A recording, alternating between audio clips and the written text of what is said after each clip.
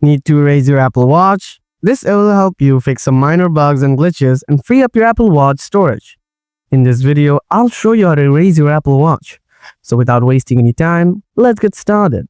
Method 1. Erase all content settings using iPhone.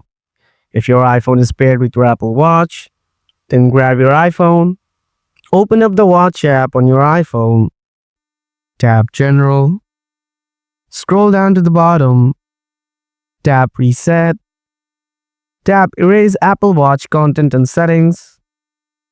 Now tap Erase All Content and Settings. Again, tap Erase All Content and Settings. Enter your Apple ID password. Then tap Erase from the top right corner. Method 2. Reset your Apple Watch. Open the watch home screen. Tap on the Settings app. Now scroll down and then tap General. Scroll down to the bottom. Tap Reset.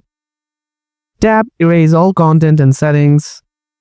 Tap Erase All. Now wait for a while. Your Apple Watch will erase all settings. And that's the way to erase your Apple Watch. Hope you found this video useful. Don't forget to like and subscribe to my channel. And if you have any questions, drop them in the comment section below. Thanks for watching. See you in another video. Till then, stay tuned.